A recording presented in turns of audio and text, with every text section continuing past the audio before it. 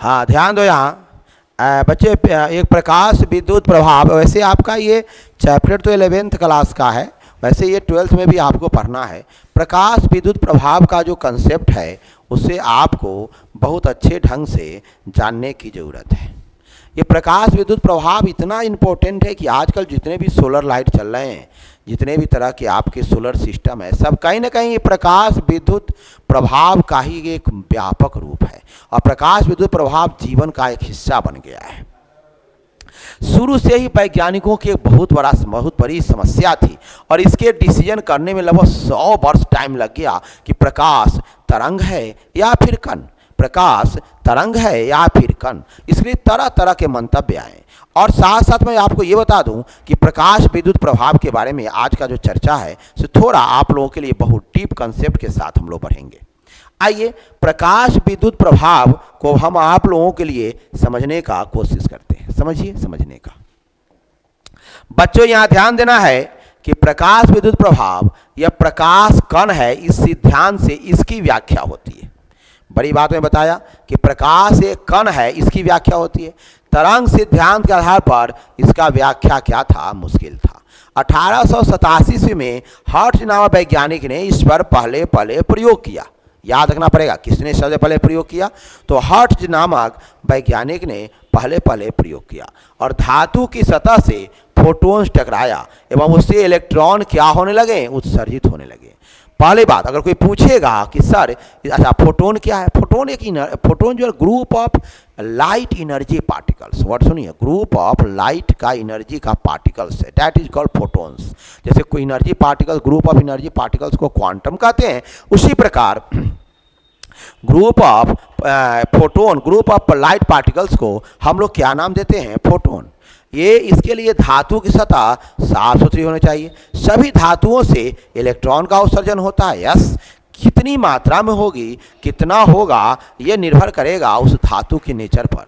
अब भाई धातु का जो नेचर है वह भाई किस पर डिपेंड करेगा, आइए, वह जिसकी आयनन एंथैल्पी कम होगी उसमें इलेक्ट्रॉन का उत्सर्जन अधिक होगा। बच्चा हमसे पूछेगा कि सर ये आयनन एंथैल्पी तो मैं नहीं जानता।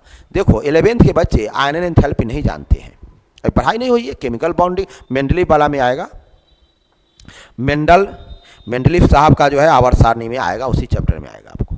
अब मैं बताऊं आपको किसी धातु की सतह से, किसी धातु से इलेक्ट्रॉन निकालने के लिए, वैसे धातु से इलेक्ट्रॉन सीधा आप नहीं निकाल सकते, उसके लिए या तो द्रवीय अवस्था जरूरी है या फिर गैसीय अवस्था। तो धातु की सतह से इलेक्ट्रॉन को बाहर निकालने के लिए जितनी ऊर्जा की आवश्यकता होती है, उसी ऊर्जा को हम लोग क्या नाम देते हैं, आयनन एंथैल्पी। वही न्यूनतम ऊर्जा क्या कहलाता है, आयनन एंथैल्पी। अब मैं आपको ये बताना चाह रहा हूँ कि थोड़ा मैं आप लोगों को बैक ले चलता हूँ और इसके डायग्राम को मैं समझाता हूँ, इसके बाद आपके सारे कंसेप्ट्स क्लीन हो जाएंगे। आइए समझिए। अब सबसे ये सीजियम धातु का आयनन एंथैल्पी कम है, इससे इलेक्ट्रॉन का उत्सर्जन अधिक होगा। उसके बाद पोटेशियम है, रुबिडियम है, इस तरह से आयनन एंथैल्पी का जो सीक्वेंस है उसको आप देख लेंगे तो आप इसको अच्छे ढंग से समझ सकते हैं। तो जिसका आयनन एंथैल्पी कम होता है, इलेक्ट्रॉन का उत्सर्जन उससे क्या होता है, अधिक मात्रा में होता है। कहने का अर्थ है कि अगर आप इस बात को अच्छे ढंग से समझ रहे हैं तो कहने का अर्थ है, हाँ, तो आयनन एंथैल्पी का एक कंसेप्ट आया। अगला टॉपिक जो हमारे पास चल रहा है, पहले मैं एक डायग्राम से आपको इसको समझाने का कोशिश करते हैं। आइए इसके लिए हम लोग एक डायग्राम पर चलते हैं, जो डायग्राम कहीं ना कहीं किसी बुक का आपके पास अवेलेबल है। आइए ये जो डायग्राम है, आइए इस डायग्राम को हम लोग देखते हैं। आइए समझ रहे हैं। अब हम लोगों के पास जो डायग्राम का कंसेप्ट है, आइए कई तरह के डायग्राम है आपके पास। आइए पहले इस डायग्राम को चर्चा में लेते हैं। आइए इस डायग्राम को देखिए। अब इस डायग्राम को आपको और दिखाई पड़ रहा होगा तो आप ये देख सकते हैं, है क्या, एक जो है सर्किट बनाया गया है। आप समझ लीजिए ये क्या बनाया गया है बच्चों, एक जो है यहाँ सर्किट की तरह बनाया गया। देखो यहाँ इस तरह का सेटअप आप पहले भी देख चुके हैं। इस तरह का सेटअप क्या हो रहा है, पहले भी आप देख चुके हैं। आपको पता है कि ये एक परिपथ बनाया गया है, जैसे इलेक्ट्रॉन का खोज हुआ था, आप पता है ये हर्ट्ज साहब का प्रयोग है। किसका प्रयोग है बच्चे, याद रखना, हर्ट्ज साहब का एक्सपेरिमेंट उनका ये था। ये उन्होंने क्या किया, देखो क्या किया, ये देखो ये एक परिपथ बनाया, इलेक्ट्रॉन जा रहा है और ये धातु, ये कैथोड है और धातु की सतह पर क्या जानते हैं, प्रकाश का फोटोन पड़ रहा है। ये धातु की सतह है, इस पर क्या पड़ रहा है, प्रकाश का फोटोन पड़ रहा है, इससे इलेक्ट्रॉन उत्सर्जित हो रहा है और ये इलेक्ट्रॉन किधर जाएगा, ये भाई साहब माइनस में है तो ऑटोमेटिक है, कहाँ जाएगा, प्लस की ओर ही तो जाएगा। तो इस तरह का प्रयोग सबसे पहले कौन किया था, हर्ट्ज नाम वैज्ञानिक ने इस तरह का प्रयोग किया था और बताया था कि धातु की सतह पर और इलेक्ट्रॉन का अगर प्रकाश पड़ता है तो इलेक्ट्रॉन उत्सर्जित होता है और ये किधर की ओर जा रहा है, एनोड की ओर जाना शुरू हो गया और एक तरह से करंट का फ्लो होना शुरू हो गया। लॉजिक क्लियर हो गया।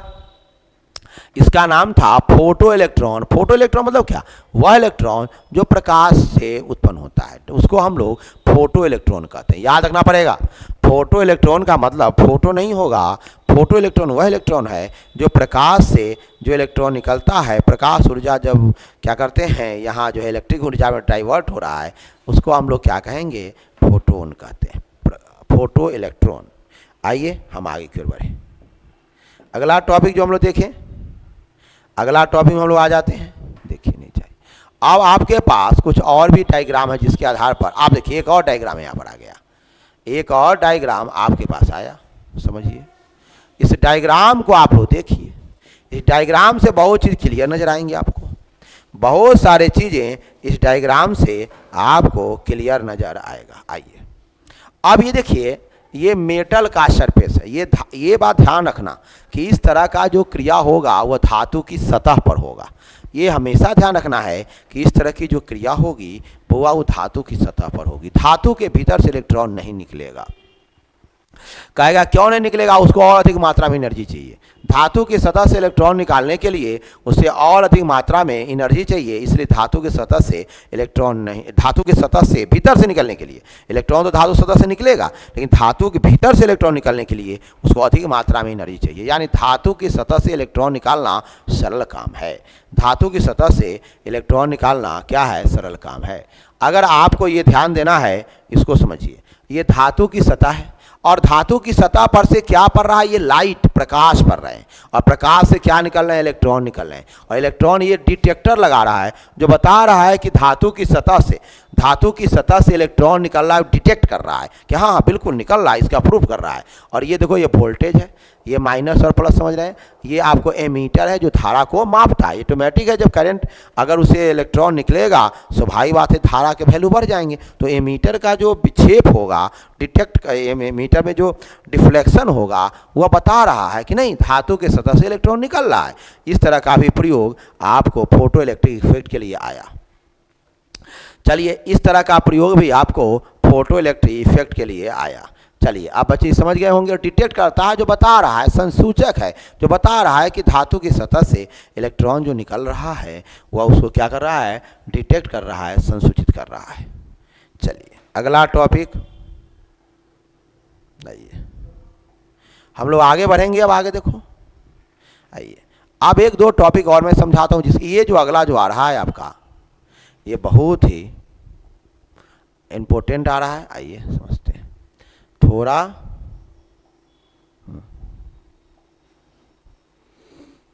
चलिए अब यहाँ जो है, आइए एक टॉपिक और हम लोग नीचे की ओर चलें। आइए यहाँ पर, हाँ ये देखो एक टॉपिक आपके पास ये भी आ रहा है, इसको समझिए, ये आपको बहुत अच्छा ढंग से समझाएगा। आइए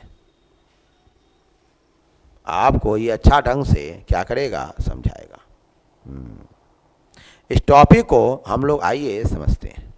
अगर आप ये देख रहे होंगे, ये लिखा हुआ है इंसिडेंट लाइट, यानी धातु की सतह पर प्रकाश पड़ता है। धातु की सतह पर क्या होता है, यहाँ से प्रकाश पड़ता है तो इलेक्ट्रॉन क्या होता है, बाहर क्यों निकलता है। रियल में क्या है, मेटल सरफेस है। और ये जो इलेक्ट्रॉन निकलता है वो कैसे निकल, देखो यहाँ पर, तो क्या धातु की सतह पर जो प्रकाश पड़ता है, क्या उसमें से सभी इलेक्ट्रॉन, क्या ये सभी के सभी इलेक्ट्रॉन ग्रुप में बाहर निकल जाते, नहीं।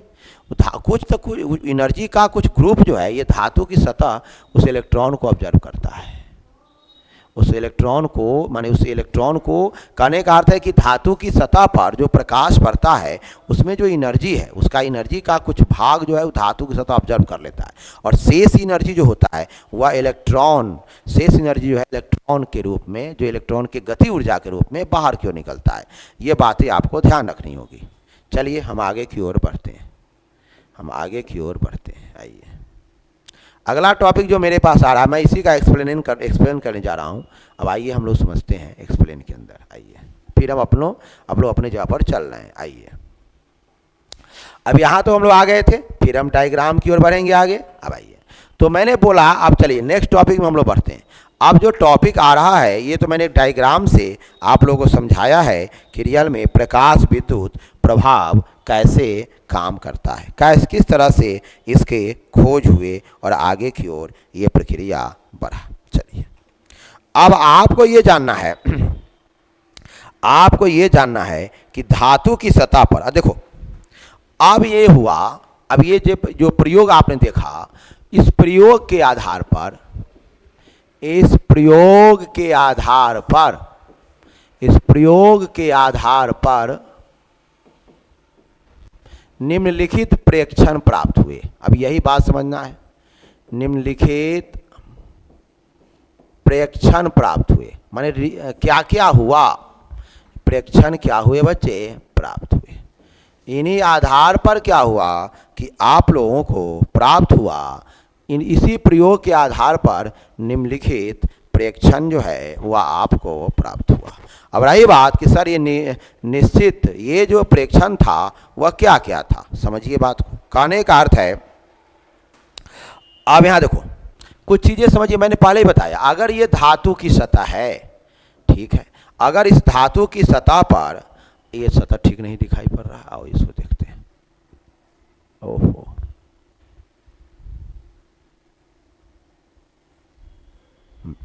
अगर ये धातु की सतह है, ऐसे देख लो, ऐसे, और इस धातु की सतह पर यहां से आ रहा है प्रकाश, यहां से आया प्रकाश, तो ये प्रकाश धातु की सतह पर आ, तो प्रकाश का जो कुछ हिस्सा है वह धातु ने अपने पास रख लिया, कुछ प्रकाश, और बचा हुआ जो था वही क्या किया, वह इलेक्ट्रॉन के रूप में वह क्या होता है, छोड़ देता है। यानी जानते हैं यानी कहने का अर्थ क्या है कि यहाँ पर ध्यान देना है, एक अगर उससे कम मात्रा में अगर उसको प्रकाश मिलेगा तो धातु की सतह क्या करेगा, उस इलेक्ट्रॉन को नहीं छोड़ेगा। कहने का सेंस है निश्चित आवृत्ति के धातु, लॉजिक समझिए बात को, पहले हम बता दें आपको,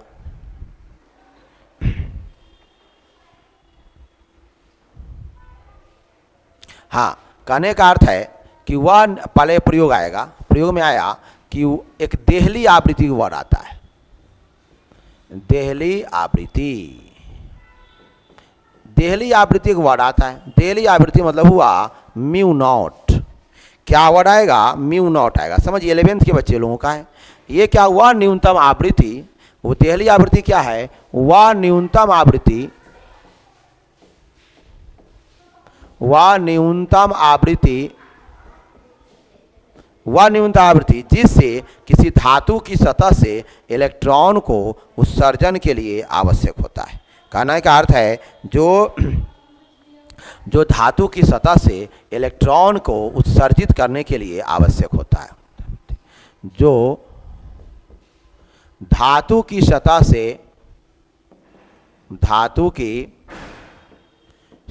से इलेक्ट्रॉन को उत्सर्जित करने के लिए आवश्यक होता है।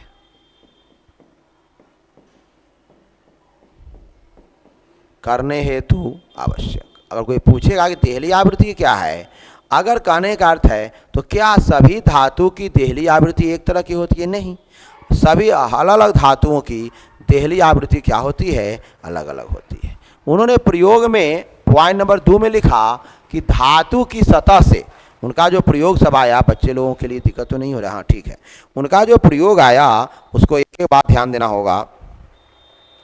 उनका जो प्रयोग आया, उन्होंने कहा यानी अगर वह धातु के सतह से, कहने का अर्थ है अगर देहली आवृत्ति से कम आवृत्ति होगा, यदि उस धातु की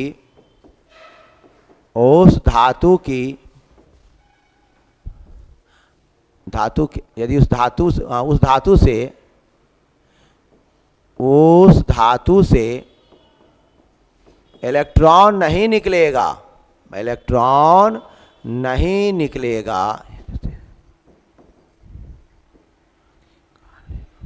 यदि उसकी आवृत्ति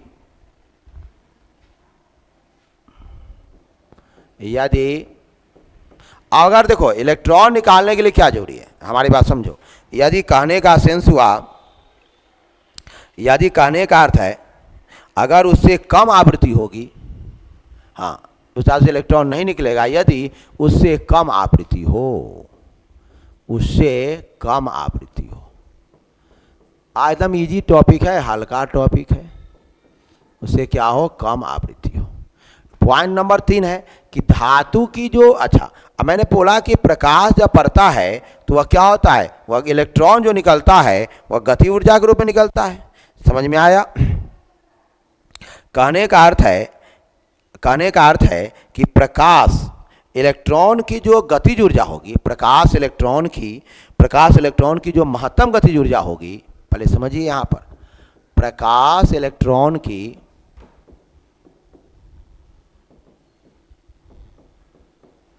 महत्तम गतिज ऊर्जा, ये जो महत्तम गतिज ऊर्जा है वह उसके, ध्यान देना होगा, उसके आवृत्ति के समानुपाती होगा। कहने का अर्थ हुआ अगर आवृत्ति ज़्यादा होगी तो स्वाभाविक बात है गति ऊर्जा, कहने का अर्थ है कि आपतित, कहने का अर्थ क्या है, देखो प्रकाश इलेक्ट्रॉन की महत्तम गति ऊर्जा उसके आपतित प्रकाश के आवृत्ति के समानुपाती होगा, उसके आपतित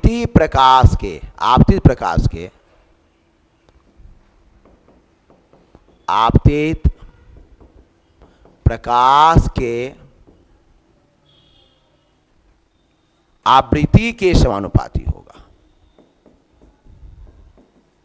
आवृत्ति की समानुपाती। यानी कहने का अर्थ है कि अगर आवृत्ति अधिक है तो स्वाभाविक बात है प्रकाश क्या होगा, और गति ऊर्जा उसकी क्या होगी, अधिकतम होगी। कहने का अर्थ है, यानी कहने का अर्थ क्या है कि उसमें धातु की सतह से, हाँ, यानी कहने का अर्थ है उसके धातु की सतह से इलेक्ट्रॉन कितना निकलेगा। कहने का अर्थ है कि उसका विद्युत धारा या उत्सर्जित इलेक्ट्रॉन किस पर डिपेंड करेगा,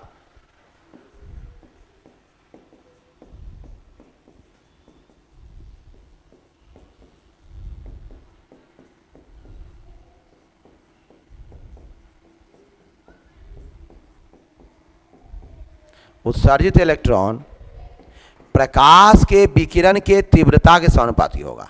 प्रकाश के, आपतित प्रकाश के विकिरण, आपतित प्रकाश के विकिरण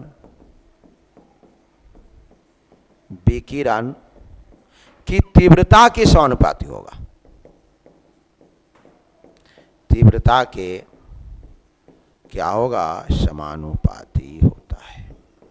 ध्यान देना होगा।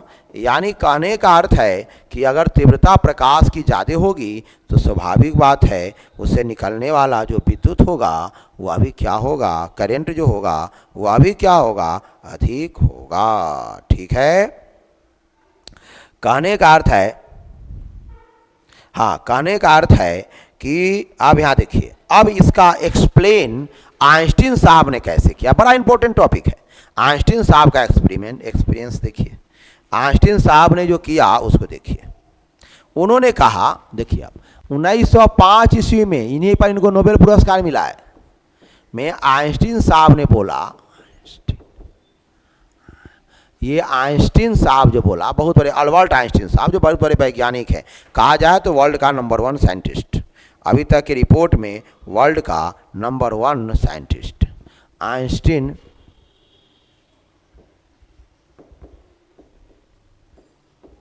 आइंस्टीन नामक वैज्ञानिक ने इसका एक्सप्लेन किया। याद रखना इसको, यही 12th क्लास में पढ़ना है आपको।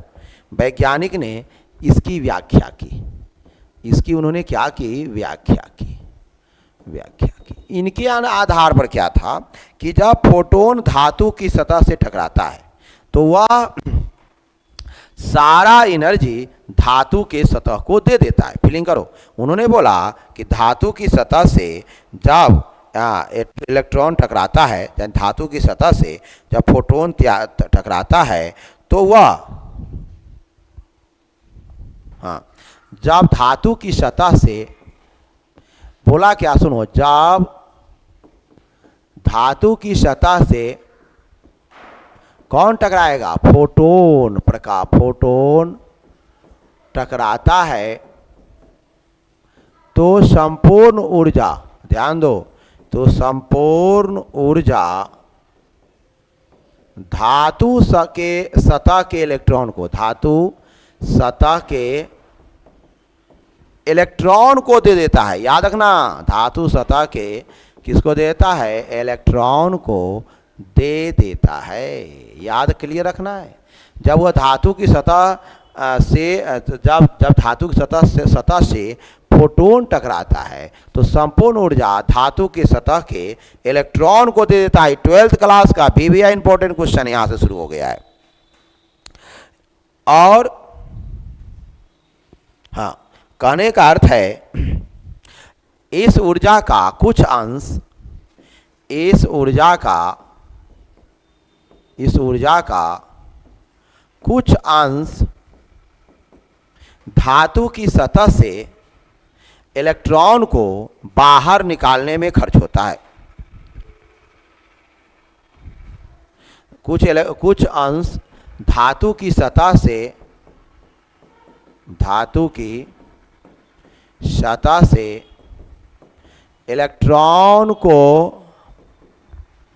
उत्सर्जित होने में खर्च होता, व्यय होता है। उत्सर्जित होने में व्यय होता है या खर्च होता है। इसे ही हम उसको क्या कहते हैं, कार्य फलन कहते हैं। परिभाषा बन तैयार हो गया, यानी उत्सर्जित होने में व्यय होता है। इसको हम लोग, इसी ऊर्जा को हम लोग क्या कहेंगे, कार्य फलन कहते हैं। व्यय होता है से होने में प्रयुक्त होता है, ज़्यादा अच्छा रहेगा। क्या होता है बुआ, प्रयुक्त होता है। और ध्यान दो, इसी ऊर्जा को हम लोग कार्य फलन कहते हैं। इसी ऊर्जा को हम लोग क्या कहते हैं बच्चे, कार्य फलन, यानी इसका नाम है वर्क फंक्शन। ये हर धातु के लिए अलग अलग होता है। इसी ऊर्जा को हम लोग क्या कहते हैं, वर्क फंक्शन। W बराबर W0 भी कर सकते हो, याच अन्यू नॉट, याद रखना पड़ेगा। या वर्क फंक्शन हो गया। अब तीसरी चीज है क्या, पॉइंट नंबर 2, देखो ध्यान दो, एक एक चीज समझ जाओ। यही से आइंस्टीन साहब का कंसेप्ट आया है। और कहने का अर्थ है कि यहाँ समझिए, अब यहाँ पर अब एक बात और समझिए, समझना ये है।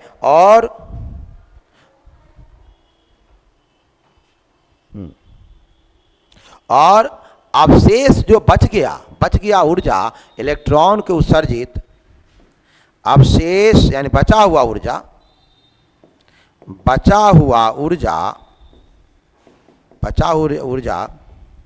इलेक्ट्रॉन को, ध्यान देना बताओ, उत्सर्जित इलेक्ट्रॉन को, जो बाहर इलेक्ट्रॉन निकल रहा है, उत्सर्जित इलेक्ट्रॉन की, पहले लॉजिक समझ लो, जो बचा हुआ ऊर्जा जो है वह उत्सर्जित इलेक्ट्रॉन की गति ऊर्जा प्रदान करता है। उत्सर्जित इलेक्ट्रॉन की कौन ऊर्जा प्राप्त करता है, गतिज ऊर्जा। कहने का अर्थ है अब इसी बात को प्रदान करता है। अब यहाँ पर इसको हम लोग मैथमेटिकल फॉर्म में समझे, यानी एनर्जी टोटल E आया तो उन्होंने खर्च कहाँ किया। अब यहाँ देखो mv², यम क्या हुआ, इलेक्ट्रॉन का द्रव्यमान, समझ लो इजी में है बुआ, इलेक्ट्रॉन का द्रव्यमान। अभी क्या है आपको पता है, इलेक्ट्रॉन का वेग। चलो सर जी क्लियर। इलेक्ट्रॉन का क्या है यहाँ, वेग। देखो ये 12th वालों के लिए भी इंपॉर्टेंट है और 11th वालों के लिए भी। चलो ये जो है एनर्जी ई बराबर तुमने क्या पढ़ा है, एच न्यू पढ़ा है कि नहीं बोलो, ऊर्जा बराबर पढ़ा है ना। अच्छा डब्लू बराबर पढ़ा है एच न्यू नॉट। ये न्यू नॉट क्या है पता है ना, है। हमारी बात अब समझ लिए होंगे, देहली आवृत्ति है। कहने का सेंस है कि अगर आप इसे बैठाओगे तो E बराबर डब्लू प्लस 1/2 mv²। जी बिल्कुल सर जी। चलो E का मान हुआ एच न्यू बराबर H new not plus 1/2 mv²। देखो बच्चों ये ध्यान रखना, यही आइंस्टीन का कंसेप्ट है जो आप लोगों को पढ़ना है, जो आप लोगों को पढ़ना है। आइए, कहने का अर्थ है एच न्यू बराबर हो गया H new not plus 1/2 mv²। आइए अब यहाँ पर करना क्या है, तो H new minus H new not बराबर 1/2 mv²। एच को कॉमन ले लो, न्यू माइनस क्या आ गया, न्यू नॉट 1/2 mv²। ये बातें आप लोगों को समझ लेना है। अब जो हमें समझना है, आइए अब क्या है, ये जो है यही है अल्बर्ट आइंस्टीन साहब का प्रकाश विद्युत समीकरण। किसका यही है, याद रखना ये आइंस्टीन साहब का है, आइंस्टीन का प्रकाश वैद्युत समीकरण, प्रकाश वैद्युत समीकरण, फोटो इलेक्ट्रिक इक्वेशन। ध्यान रखना यही है किसका, आइंस्टीन साहब का, एकदम क्लियर वे में है। अब इसका थोड़ा एक्सप्लेन कर देते हैं आपको हम। अब एक्सप्लेन में समझिए, बहुत सारे एक्सप्लेन होंगे। अब आपको कहोगे तो मैं इसका बहुत बड़ा एक्सप्लेन करके तुम्हें समझाता हूँ। आइए, कहने का अर्थ क्या है, यहाँ पर एक बार ध्यान देना होगा कि यहाँ पर कुछ चीज़ें समझना है।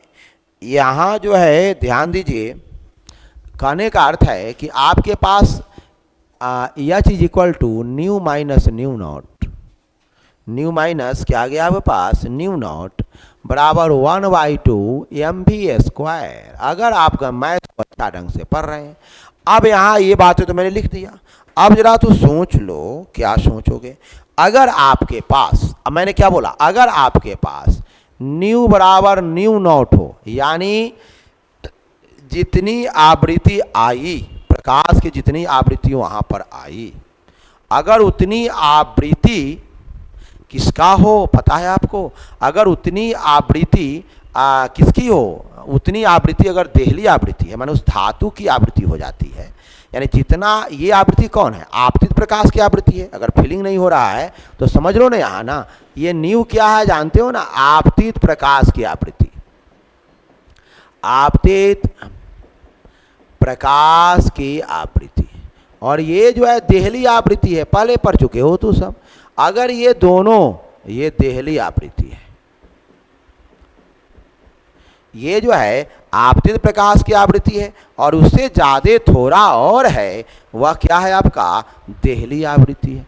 जरा तुम सोच लो अपनी बातों को कि सर ये देहली आवृत्ति है, अगर ये जितना आप प्रकाश, जितनी आवृत्ति वाली प्रकाश वहाँ पर पड़ी, अगर उतनी आवृत्ति वाली प्रकाश धातु की आवृत्ति होती है, जिस धातु पर पड़ रहा है, जो उसकी देहली आवृत्ति है, तो ऐसी दोनों बराबर हो जाएंगे। यानी एच बराबर, यानी न्यू माइनस न्यू बराबर 1/2 mv²। आप जरा फिलिंग कर लो, एच इंटू 0 बराबर 1/2 mv²।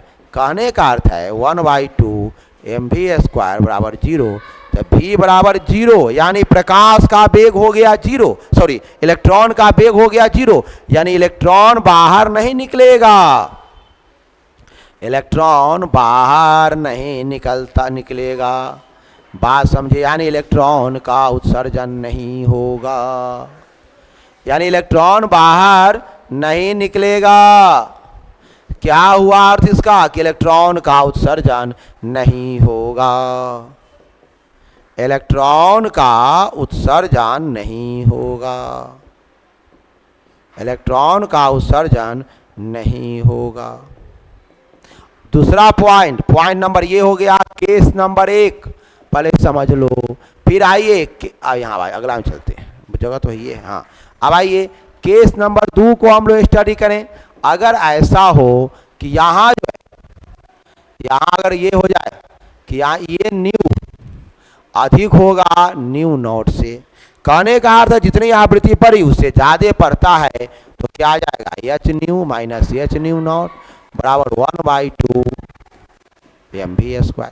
तो ऐसी स्थिति में क्या होगा, इसका वैल्यू थोड़ा कम है, यानी इलेक्ट्रॉन का उत्सर्जन होगा। इलेक्ट्रॉन का क्या होगा बच्चे, उत्सर्जन होता है।